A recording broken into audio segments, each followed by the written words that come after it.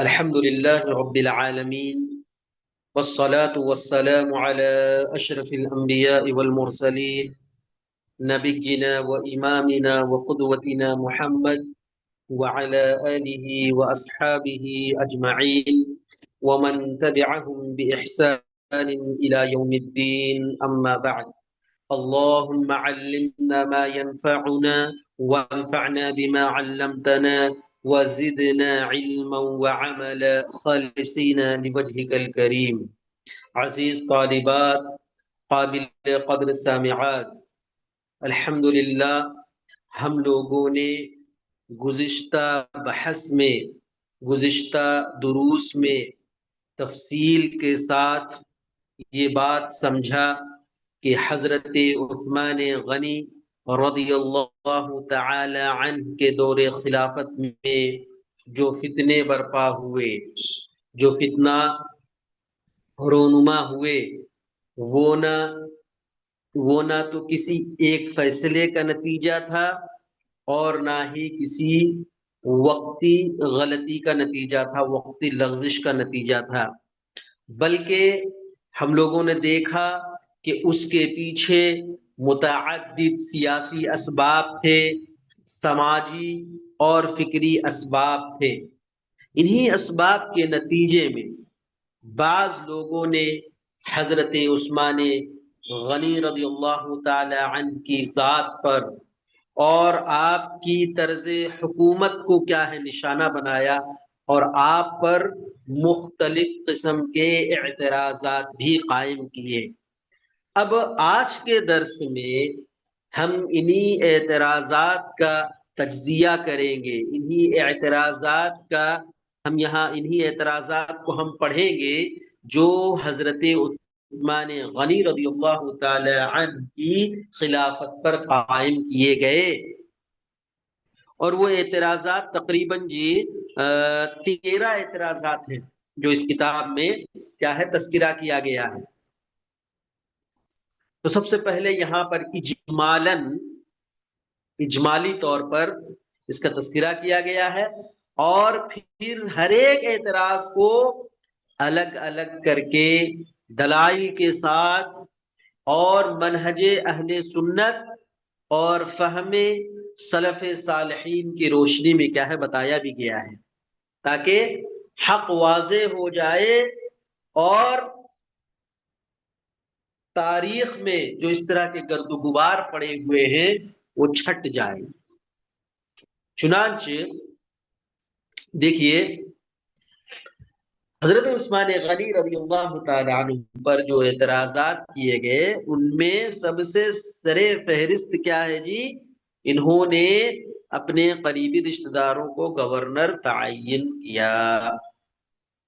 دیکھیے، ایک جملہ یہاں پر یہ سمجھ لے، اس کے بعد ہم انشاءاللہ آگے بڑھیں گے کہ اعتراض کا ہونا اور اعتراض کا درست ہونا دو الگ الگ چیزیں ہیں۔ ایک آدمی کسی پر اعتراض کیا، جس آدمی پر اعتراض کیا گیا یہ اعتراض درست ہونا، یہ دونوں الگ الگ چیز ہے۔ اور ہم جو تاریخ پڑھتے ہیں، خصوصاً اسلامی تاریخ، ہمارے لیے اصل امتحان یہی ہے کہ ہم ان اعتراضات کو دلائل کی کسوٹی پر رکھیں، دلائل کی بنیاد پر دیکھیں، صحیح روایات کی بنیاد پر دیکھیں۔ ایسا نہیں کہ ہم جذبات کی بنیاد پر کیا ہے اعتراضات کو قبول کر لیں، ایسا نہیں ہونا چاہیے۔ دیکھیے، اب میں اختصار کے ساتھ حضرت عثمان غنی پر اعتراضات، اعتراضات کا تذکرہ کرتا ہوں جو حضرت عثمان غنی کی حکومت پر کیے گئے تھے، پھر انشاءاللہ اس کی تفصیل کا جائزہ لوں گا۔ یہ ساری باتیں آ گئی۔ پہلی چیز کیا ہے؟ پہلا اعتراض۔ آئیے جلدی پہلے اعتراضات کو ایک نظر دیکھ لیتے ہیں، اس کے بعد پھر پہلے اعتراض کے جواب کی طرف ہم بڑھتے ہیں۔ پہلا اعتراض، انہوں نے کہا کہ اس نے اپنے قریبی رشتہ داروں کو گورنر تعینات کیا، یعنی اپنے جو قریبی رشتہ دار لوگ تھے ان کو حکومت کے بڑے بڑے عہدے دیے۔ ٹھیک ہے۔ دوسرا اعتراض تھا، انہوں نے حضرت ابو ذر غفاری رضی اللہ تعالی عنہ کو ربضہ کی طرف جلا وطن کیا، مقام رفضہ، انشاءاللہ اس کی تفصیل وہاں آگے آئے گی۔ اسی طرح تیسرا اعتراض یہ کیا، انہوں نے مروان بن حکم کو افریقہ کا خمس دیا، پانچواں حصہ دیا۔ چھٹا اعتراض، انہوں نے مصاحف یعنی قرآن مجید کے جو مصحف تھے ان کو جلا دیا اور لوگوں کے مصحف پر جمع کیا۔ پانچواں اعتراض تھا، انہوں نے عبداللہ ابن مسعود کو اتنا مارا کہ ان کی اتڑیاں پھٹ گئیں، اور حضرت عمار بن یاسر رضی اللہ تعالیٰ عنہ کو اتنا مارا کہ ان کی پسلیاں ٹوٹ گئیں۔ ٹھیک ہے، یہ سب اعتراضات تھے کیا، روافظ کے، خوارج وغیرہ کے اعتراضات، شیعوں کے اعتراضات تھے۔ چھٹا اعتراض، انہوں نے چراگاہ وسیع کر دی۔ ساتواں اعتراض، انہوں نے سفر میں پوری نماز ادا کی۔ آٹھواں اعتراض، وہ غزوہ احد کے دن میدان جنگ سے فرار ہو گئے تھے۔ ساتواں اعتراض، نواں اعتراض، وہ غزوہ بدر میں حاضر نہ تھے۔ دسواں اعتراض، وہ بیعت رضوان میں شریک نہ ہوئے تھے۔ گیارہواں اعتراض، انہوں نے ہرمزان کے بدلے میں عبید اللہ بن عمر کو قتل نہ کیا۔ بارہواں اعتراض، انہوں نے جمعہ کے دن دوسری اذان کا اضافہ کیا، جبکہ نبی کریم صلی اللہ علیہ وسلم اور شیخین کے دور خلافت میں صرف ایک اذان ہوتی تھی۔ تیرہواں اعتراض، حضرت نبی کریم صلی اللہ علیہ وسلم نے مروان کے والد حکم بن العاص کو جلا وطن کیا، انہوں نے واپس بلا لیا۔ ٹھیک ہے، علاوہ دیگر اعتراضات بھی کیے، مثلا وہ ممبر پر حضرت نبی کریم صلی اللہ علیہ وسلم والی سیڑھی پر چڑھے، کیونکہ نبی کریم صلی اللہ علیہ وسلم پہلی سیڑھی پر خطبہ دیتے تھے، جب حضرت ابو بکر آئے تو دوسری پر اتر آئے، اور جب حضرت عمر آئے تو تیسری پر اتر آئے، اور جب حضرت عثمان کا دور آیا تو پہلی سیڑھی پر ہی چڑھ کر خطبہ دینے لگے، اور آج تک یہی طریقہ چلا آ رہا ہے۔ تو عزیز طالبات، یہاں پر دیکھیے 13 اعتراضات آپ کے سامنے پیش کیے گئے۔ اس میں سے تو کچھ اعتراضات چلیے اس کا ہم تفصیلی جائزہ لیں گے، اور کچھ لگتا ہے کہ چلیے ان پر کچھ گفتگو ہونی چاہیے، لیکن کچھ اعتراضات اتنے بھونڈے، اتنے غلط ہیں کہ یہ دیکھتے ہی پہلی نظر میں کیا ہے، غلط معلوم ہو رہے ہیں۔ غزوہ بدر میں حاضر نہ ہونا، بیعت رضوان میں شریک نہ ہونا، غزوہ احد سے فرار ہو جانا، صحابی رسول کو مارنا پیٹنا، یہ سب دیکھتے ہی کیا ہے، ایک جو سچا اور پکا مومن ہوگا اس کو پہلی ہی نظر میں یہ سارے اعتراضات کیا ہے، بھونڈی معلوم ہوگی، لیکن ان سارے اعتراضات کا کیا ہے، انشاءاللہ آپ کے سامنے جواب دیا جائے گا۔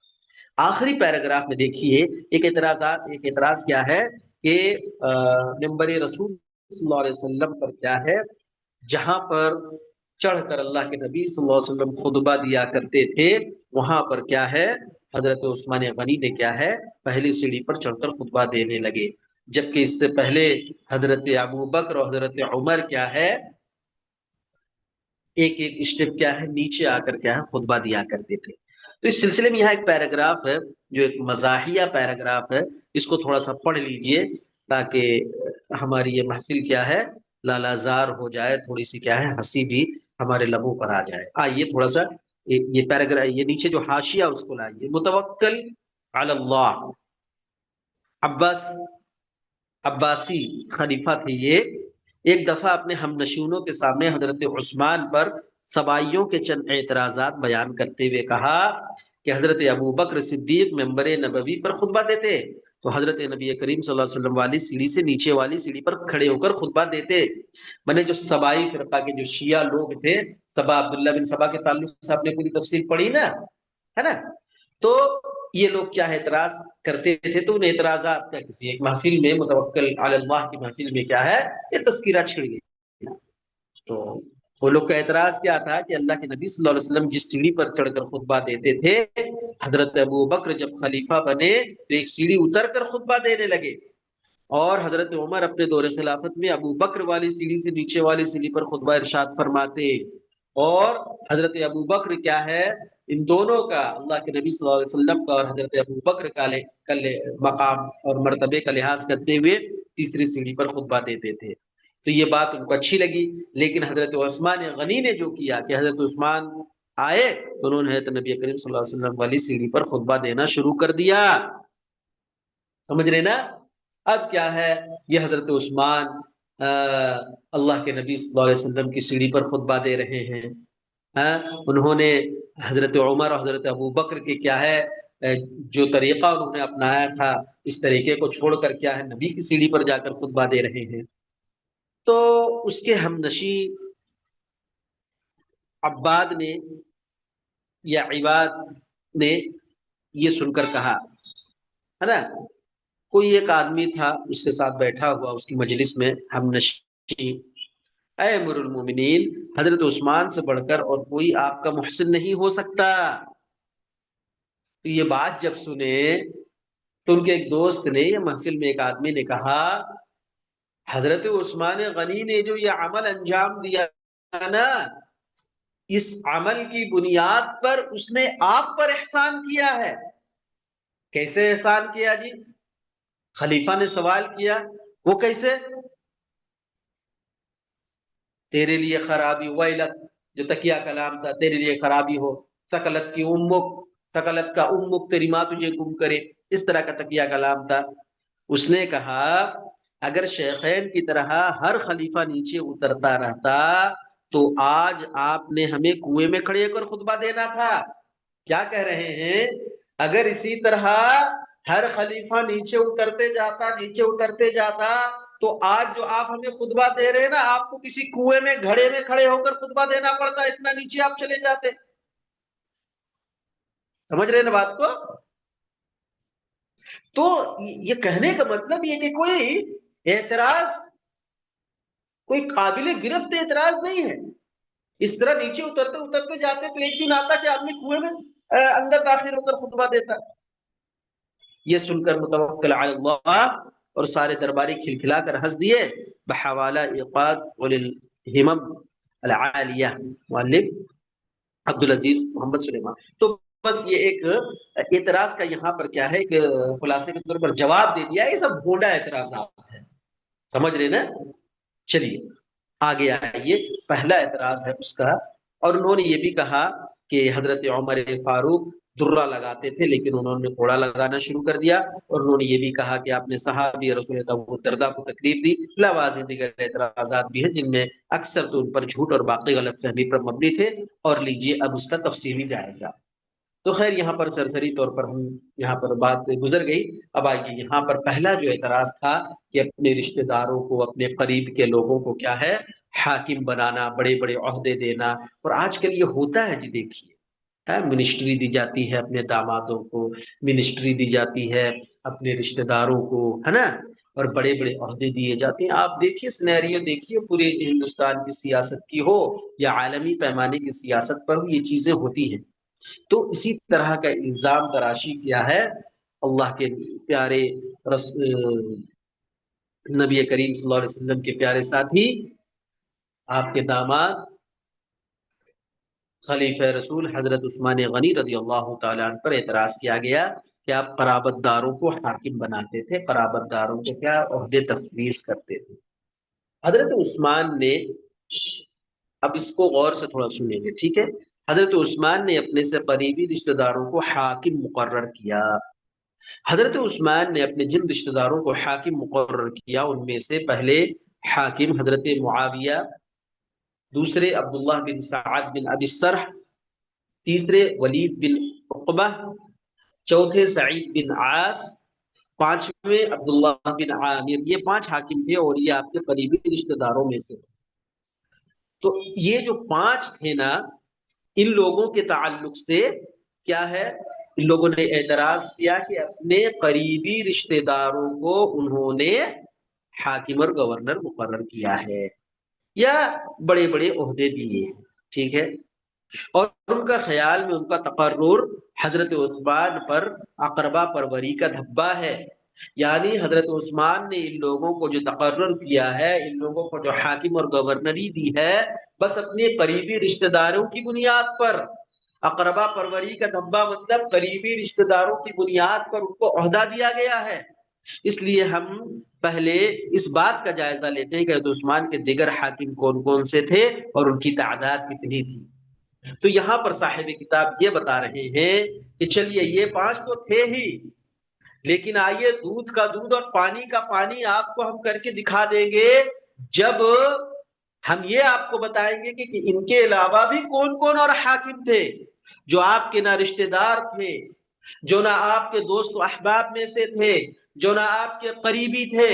اور یہ لوگ کون تھے جی؟ دیکھیے، حضرت ابو موسیٰ اشعری، قعقاع بن عام، جابر مزنی، حبیب بن مسلمہ، عبد الرحمن بن خالد بن ولید، ابو الاعور سلمہ، حکیم بن سلامہ، اشعث بن قیس، جریر بن عبد اللہ البجلی، عتیبہ بن نحاس، مالک بن حبیب، نصیر عجلی، صائب بن اقرع، اسعد بن قیس، سلیمان بن ربیع، خنیس بن خبیش۔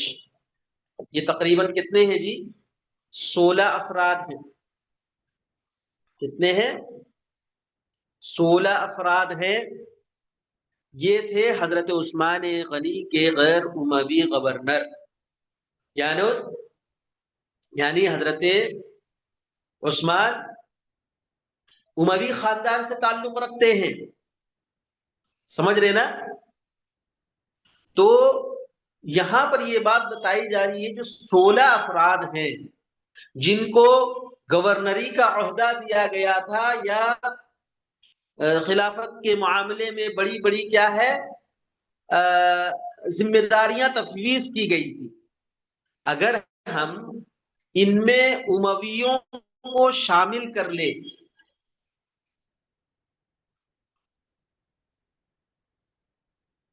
تو ان کی تعداد 21 بنتی ہے۔ سمجھ رہے؟ 16 5 21۔ کیا ان میں سے بنی امیہ کے 5 حاکموں کا مستحق ولایت ہونا صحیح نہیں، جو کہ کل حاکموں کا 1/4 بھی نہیں بنتے؟ پہلا یہاں پر یہ بات بتائی جا رہی ہے کہ دیکھیے، کل 21 میں سے 5 کیا ہے؟ اموی تھے یا ان کے قریبی رشتہ دار تھے۔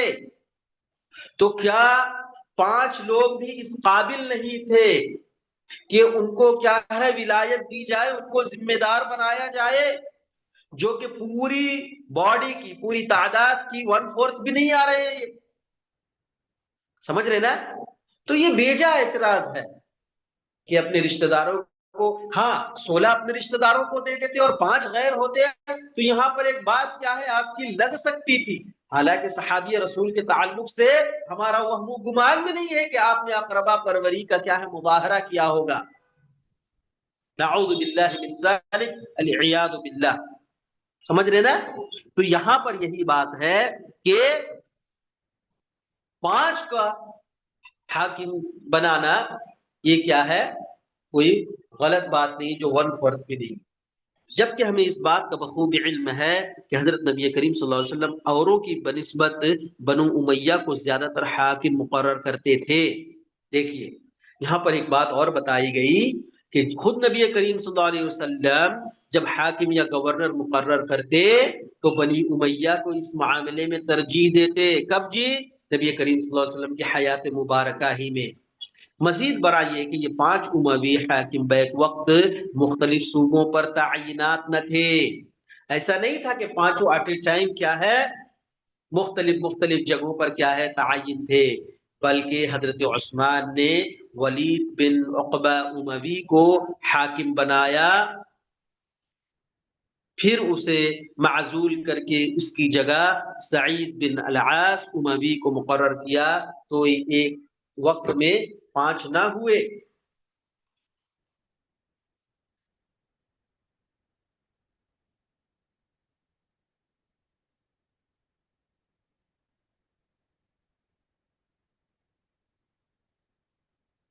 سمجھ رہے نا؟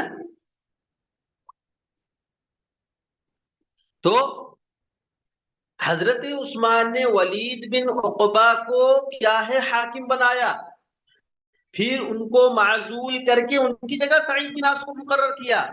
تو اب بتائیے، معزول کر کے کیے تو ایٹ اے ٹائم اگر دیکھا جائے تو صرف 4 ہی ہے۔ یہ ایک بات، بہت ساری چیزیں یہاں پر پیش کی جا رہی ہے۔ پہلا تھے 1/4 تھے، دوسرا تھا خود نبی کریم صلی اللہ علیہ وسلم کا یہ عمل رہا ہے کہ اموی جو خاندان کے لوگ تھے، بنی امیہ کے جو لوگ تھے، ان کو کیا ہے اس معاملے میں ترجیح دیتے تھے۔ اور تیسرا یہ کہ بیک وقت 5 نہیں تھے، بلکہ معزولی کے بعد، ہٹانے کے بعد کیا اس طرح کا کام کرتے تھے۔ علاوہ ازیں حضرت عثمان غنی رضی اللہ تعالی عنہ اپنی شہادت سے قبل سعید بن عاص کو بھی معزول کر چکے تھے۔ گویا جب آپ کی شہادت ہوئی اس وقت بنو امیہ میں سے فقط 3 حاکم تھے، سمجھ رہے نا؟ 3 حاکم تھے، ایک حضرت معاویہ، دوسرے عبداللہ بن سعد بن ابی السرح، اور تیسرے عبداللہ بن عامر۔ حضرت عثمان نے ولید بن عقبہ اور سعید بن عاص کو معزول کر دیا، لیکن ان کو کہاں سے معزول کیا؟ اچھا، یہاں پر یہ بھی اعتراض، اگر ایک شک یہ بھی آ جاتی ہے کہ نہیں بھائی کہ یہ لوگ قابل نہیں تھے اس لیے نا حضرت عثمان غنی نے کیا ان کو معزول کیا۔ اب دیکھیے اپنے لوگوں کو بنا دیے، اب جب اپنے لوگ سنبھال نہیں پائے تو ان کو معزول بھی کر رہے ہیں۔ یہ اس طرح کا خرافات ذہن والے لوگ اس طرح کا بھی کہہ سکتے ہیں، تو یہاں اس کا بھی جواب دیا گیا کہ ان کو معزول کس جگہ سے کیا گیا تھا۔ آئیے کس جگہ سے دیکھیے، وہ کوفہ جس سے حضرت عمر نے حضرت سعد بن ابی وقاص کو معزول کیا تھا، اس کوفہ سے کہ جو کسی حاکم سے کبھی خوش نہ رہا۔ بات سمجھ میں آ رہے نا؟ دیکھیے کوفہ جہاں سے کیا ہے، حضرت عمر نے بھی گورنروں کو معزول کیا تھا۔ کیوں؟ کہ ان کی فطرت میں، ان کی سرشت میں، ان کی خلقت میں یہ بات تھی کہ وہ کبھی بھی کسی حاکم سے خوش نہیں رہتے تھے۔ ان کا یہ نیچر بن چکا تھا کہ اعتراض کرنا، اسی لیے کیا ہے انہوں نے معزول کیا۔ اس بنا پر حضرت عثمان کا ان حاکموں کو معزول کرنا ان میں کسی عیب کا سبب نہ قرار دیا جائے، بلکہ یہ اس شہر کا عیب سمجھا جائے گا جس پر انہیں حاکم مقرر کیا گیا۔ سمجھ رہے نا بات کو؟ سمجھ رہے تو کہ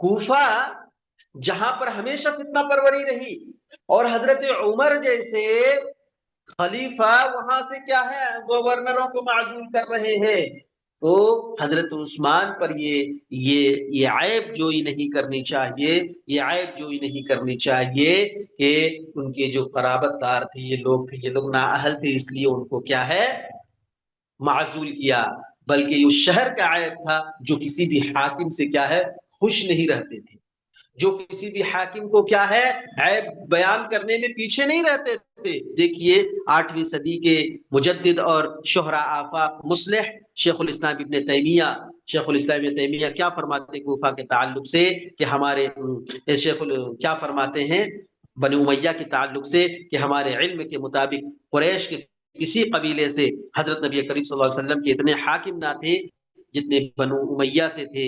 اس کی وجہ یہ ہے کہ وہ تعداد میں بھی زیادہ تھے اور ان میں شرافت اور سرداری اور معاملات کو سلجھانے کی خوبیاں بھی نسبتاً زیادہ تھیں۔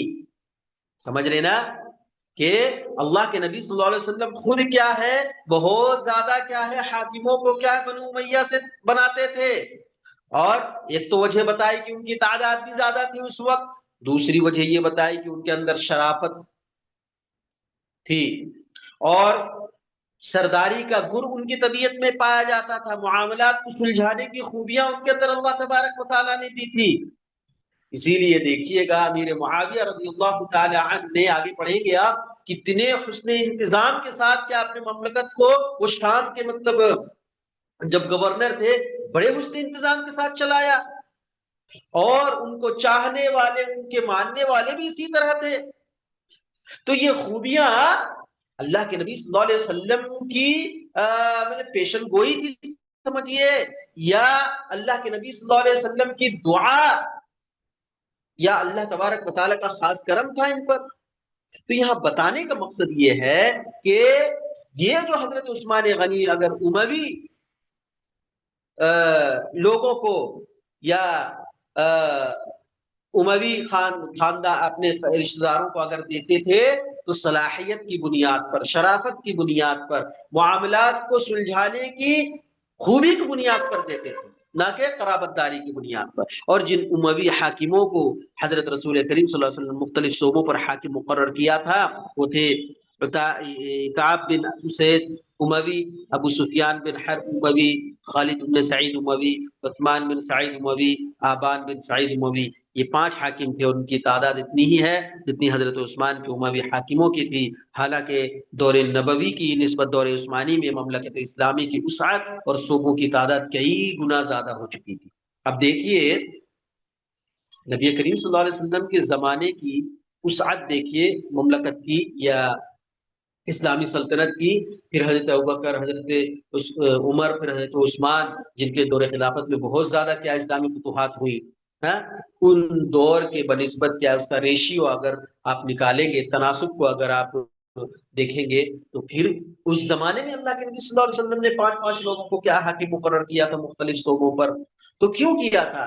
اسی بنیاد پر کہ ان کے اندر کیا اللہ تبارک و تعالیٰ نے ایک خاص صفت کو ودعیت کر دی تھی، ان کے اندر کیا ہے شرافت تھی، ان کے اندر معاملات کو سلجھانے کی طاقت تھی، یہ کیا ہے معاملے کو سمجھنے اور سلجھانے کی کیا ہے اچھی استطاعت رکھتے تھے۔ اس بنیاد پر کیا ہے اللہ کے نبی نے دیا ہے۔ اب بتائیے خود اللہ کے نبی صلی اللہ علیہ وسلم نے جب اتنی ترجیح دی ان کو ان معاملات میں، تو حضرت عثمان غنی تو صرف یہی 5 لوگوں کو رکھا تھا، صرف 5 کی تعداد میں، تو بتائیے اعتراض کا کہاں پر یہاں سوال پیدا ہوتا ہے؟ یہاں ایک سوال یہ پیدا ہوتا ہے کہ ان حاکموں نے اپنی اہلیت کو ثابت کیا یا نہیں؟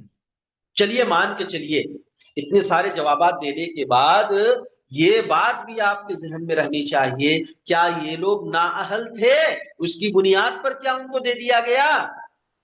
یا یہ لوگ اہل تھے، یہ لوگ قابل تھے کہ ان کو گورنر بنایا جائے، ان کو حاکم بنایا جائے، ان کو فلاں چیز کی ذمہ داری دی جائے؟ اہلیت تھی یا نہیں؟ اور انہوں نے اپنی اس ایبلٹی کو، اپنی صلاحیت کو، اپنی اس اہلیت کو ثابت کیا یا نہیں؟ تو ان قریب ہے جو عثمان کے حاکموں کی کارکردگی اور اہلیت کے متعلق ہم اہل علم کی شہادتیں بیان کی جائیں گی، اہل علم کی شہادتیں بیان کی جائیں گی۔ البتہ ہم یہ کہنے میں حق بجانب ہیں کہ حضرت امیر المؤمنین علی المرتضیٰ نے بھی اپنے رشتہ داروں کو حاکم مقرر کیا اور ان پر کوئی اعتراض نہیں کیا گیا، اور ہم بھی اعتراض نہیں کرتے، مگر حضرت عثمان رضی اللہ تعالیٰ عنہ کے اپنے رشتہ داروں کو حاکم بنانے پر 2 قسم کے شخص معترض ہیں، سیاہ یا سنی یا شیعی۔ دیکھیے یہاں پر عزیز طالبات یہ نہ سمجھیں کہ صاحب کتاب کیا ہے امیر المومنین حضرت علی المرتضیٰ پر کیا ہے ریمارک کر رہے ہیں، ایسا نہیں ہے۔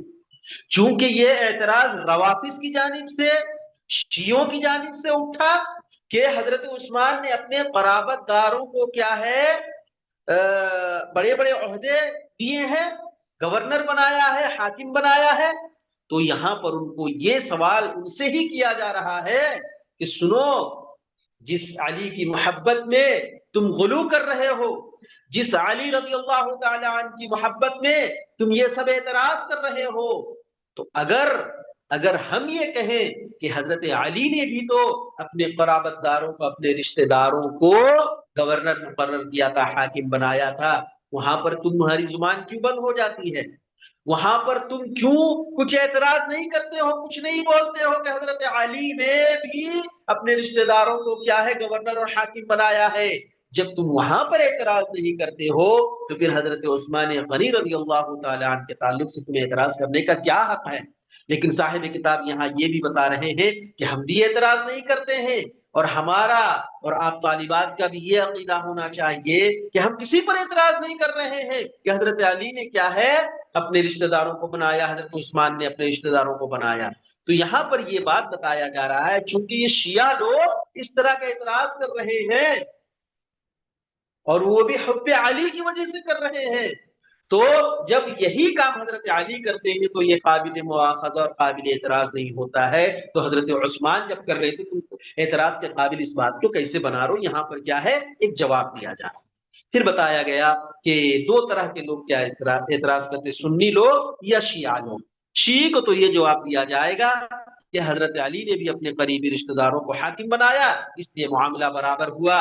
اگر حضرت عثمان رضی اللہ تعالیٰ عنہ کا اپنے قریبی رشتہ داروں کو حاکم بنانا قابل اعتراض ہے، تو حضرت علی کا اپنے قریبی رشتہ داروں کا حاکم بنانا بھی قابل اعتراض ہے۔ اور اگر حضرت علی رضی اللہ تعالیٰ عنہ پر کوئی اعتراض نہیں تو حضرت عثمان رضی اللہ تعالیٰ عنہ پر اعتراض کیوں؟ بس یہاں پر کیا ہے، ایک موازنہ کیا جا رہا ہے۔ حالانکہ صاحب کتاب کا کبھی یہ منشا، یہ مقصد نہیں ہے کہ کیا ہے اعتراض کیا جائے حضرت علی کے کیا ہے خلافت پر، یا انہوں نے جو قرابت داروں کو کیا ہے عہدہ وغیرہ دیے تھے۔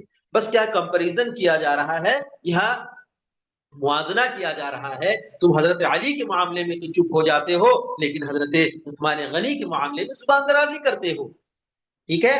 بلکہ جن لوگوں کو حضرت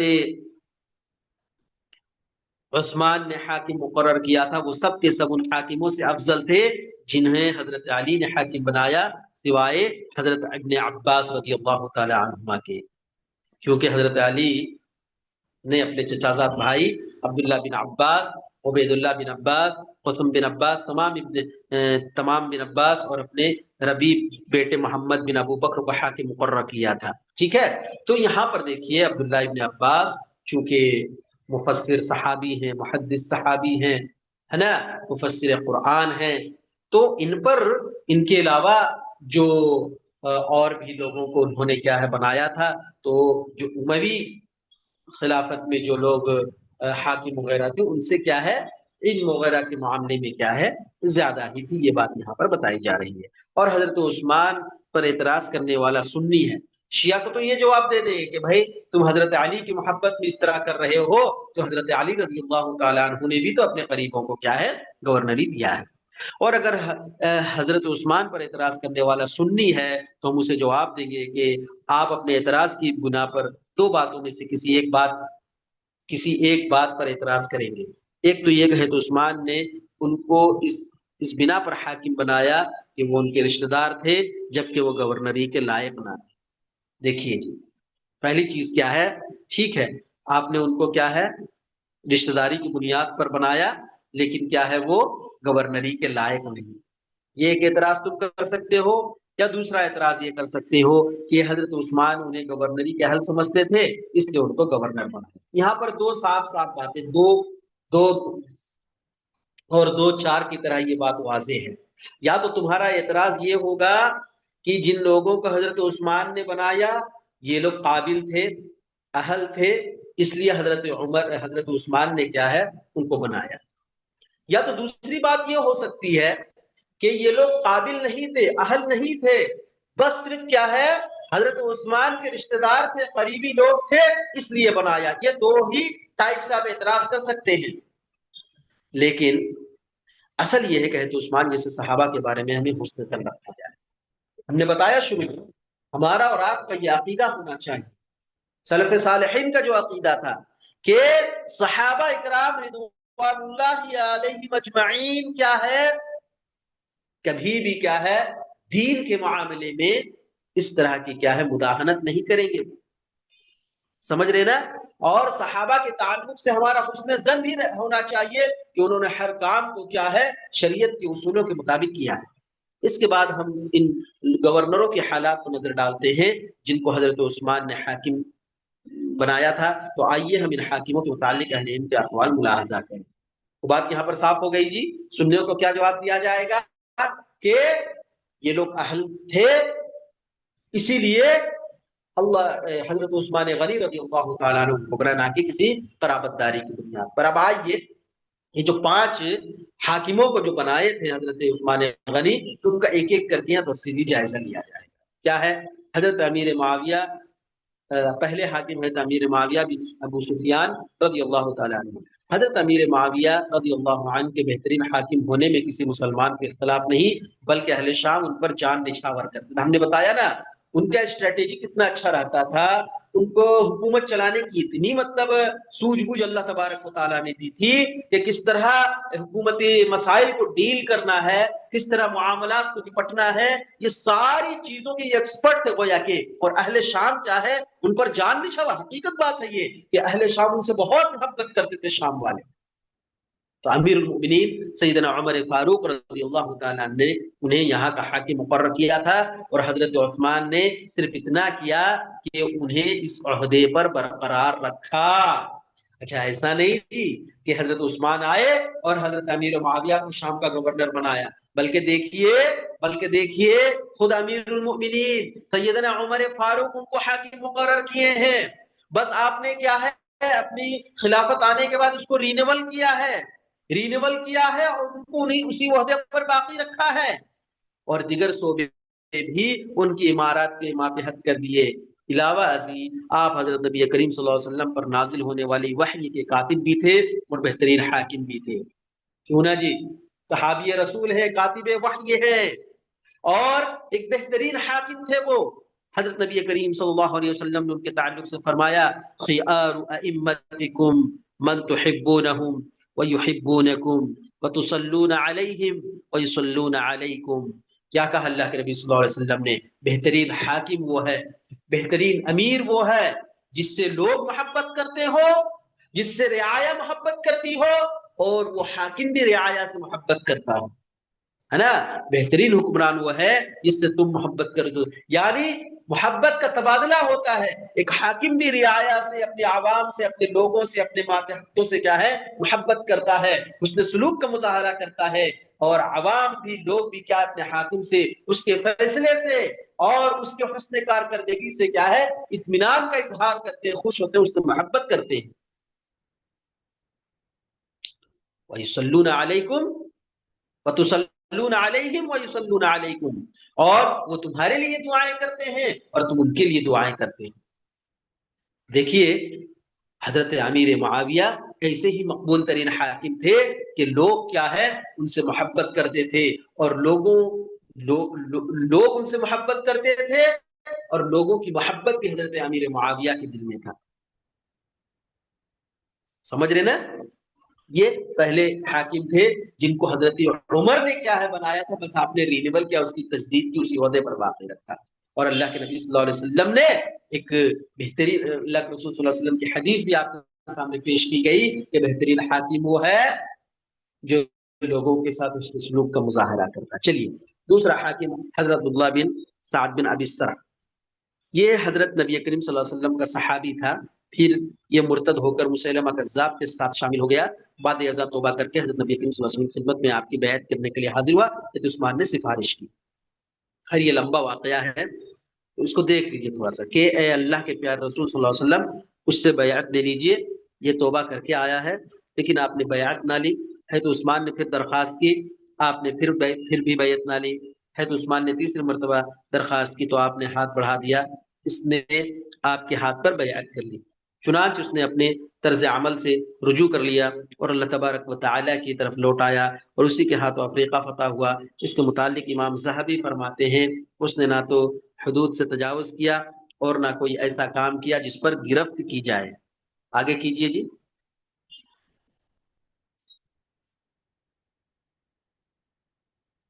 اور یہ گورنر بڑا دریا دل اور عقل مند انسان ثابت ہوا۔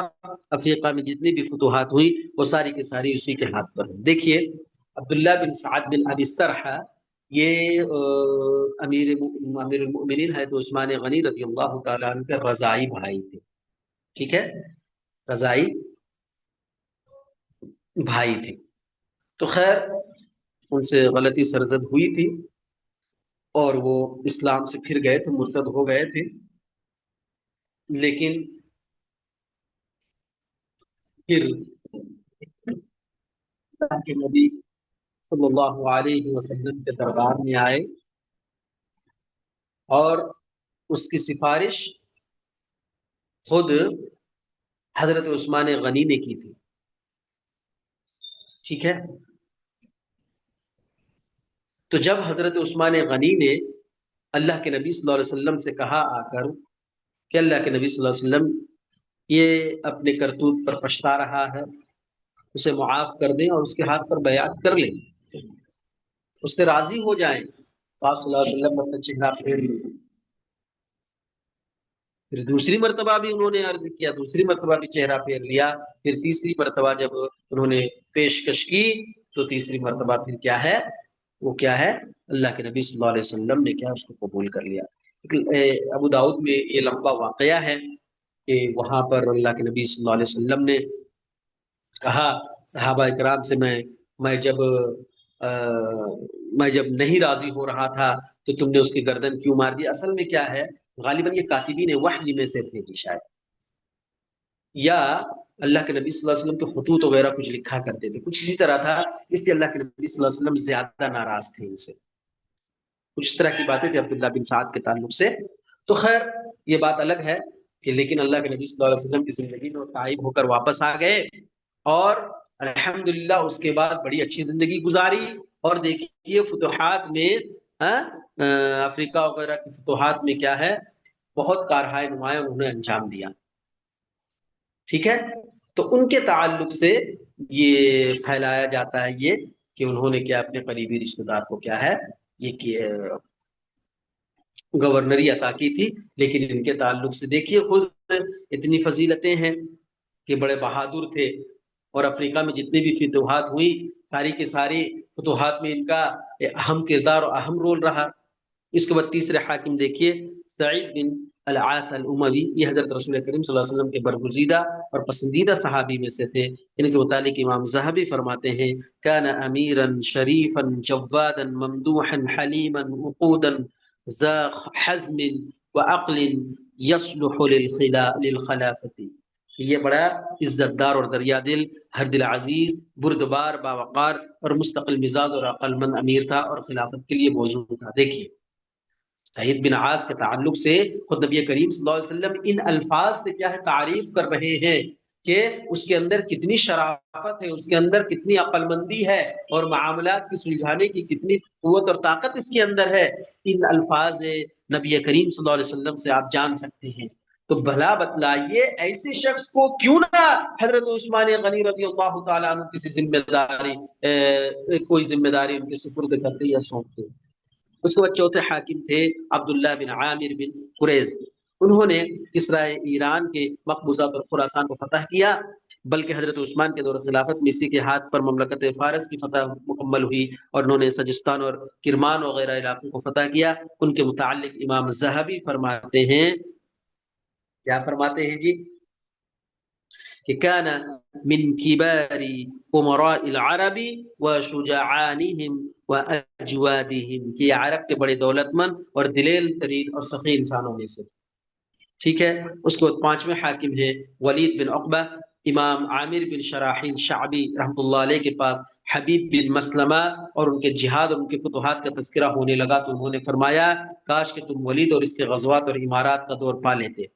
ولید بن عقبہ 5 سال تک کوفے پر امیر رہے، اور باوجود امیر ہونے کے ان کے گھر پر کوئی دروازہ نہ تھا، جس کا جی چاہتا اس کے پاس جاتا اور گفتگو کرتا، اور لوگ ان سے محبت کرتے تھے۔ لیکن کوفہ والوں کی تلون مزاجی مشہور ہے، رنگ بدلنا گرگٹ کی طرح تھا، اور تلون مزاجی مطلب ان کی فتنہ اور شرنگیزی بہت مشہور۔ ابھی حضرت علی رضی اللہ تعالیٰ عنہ کے دور خلافت میں آپ دیکھیں گے کہ انہوں نے کس طرح ان کو کوفہ والوں نے کس طرح کیا ہے ان کے ساتھ کیا ہے بدہدی کی، اس کے بعد حضرت حسن اور حسین کے ساتھ بھی کس طرح کا انہوں نے کیا ہے دھوکہ وغیرہ کا معاملہ کیا۔ ولید بن عقبہ پر 2 چیزوں کا الزام لگایا جاتا ہے۔ پہلا الزام تو یہ ہے کہ مفسرین کے بقول اس کے متعلق اللہ تعالیٰ کا فرمان نازل ہوا یا ایھا الذین آمنوا ان جاءکم فاسق بنبأ فتبینوا ان تصیبوا قوما بجہالہ فتصبحوا على ما فعلتم نادمین۔ خیر انشاءاللہ اس میں تھوڑی سی تشریح طلب بات ہے، تو انشاءاللہ اس تعلق سے ہم آئندہ کل پڑھیں گے۔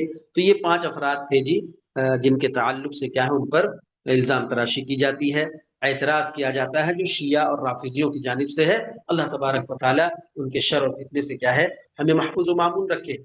اللہ تبارک و تعالی ان کے شر و فتنوں سے کیا ہے ہمیں محفوظ و معمون رکھے، سمجھ رہے نا، اور ہمیں کیا ہے صحیح تاریخی حقائق کو سمجھنے اور جاننے کی توفیق عنایت فرمائے، آمین۔